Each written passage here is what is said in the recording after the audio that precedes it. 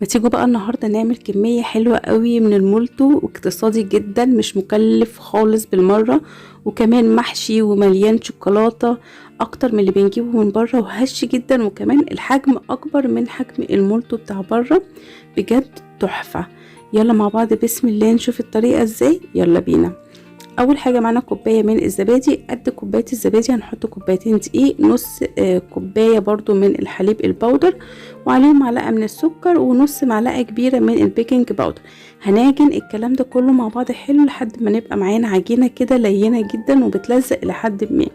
هنرش بقى دقيق على اي حاجه نفرد عليها، وهناخد العجينه وهنفرد العجينه بسمك رفيع زي ما احنا شايفين كده. بأي نشابة هنعمله على شكل مدور. تمام، هوريكم الشكل النهائي كده. وادي السمك اهو، مش رفيع رقيق خالص ومش تخين. تمام، هنقطع بقى كده زي ما احنا شايفين زي تقطيعة البيتزا على حسب الحجم بقى. لو انت عايزاه ميني مولتو هتقطعي المثلثات دي صغيرة، لو عايزاه مولتو كبير هتقطعيها كبيرة، يعني مثلا 4/4 او على 8 بس. هنلف بقى كده زي ما احنا شايفين، هنحشي وهنلم الجنبين وهنلم من قدام، وبعدين نبدأ نرول كده لحد النهاية خالص. هيعمل معانا كرواسون صغير. هنجيب طاسة فيها زيت سخن، وهننزل بالكرواسون بتاعنا على الناحية المقفولة عليها علشان ما يفكش معانا.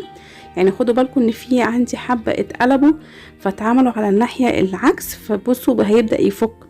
فانتوا هو مش هيفك خالص يعني، بس الحرف هيطلع كده زي ما احنا شايفين. فانتوا اول ما تحطوه على ناحية القفل بتاعة الكرواسون على طول كده زي ما احنا شايفين. وهنحمر بقى من كل الاتجاهات كده ونديله لون ذهبي حلو قوي، ونطلعه وبألف هنا وشفا. بجد تحفة. انا متأكدة ان انتوا اللي هتاكلوه اكتر من ولادكم كمان. بجد خطير جدا ومش شارب زيت نهائي، يعني ما تفتكروش ان الطريقة دي شاربة زيت، لا خالص ابدا. وبس كده خلاص، وباي باي.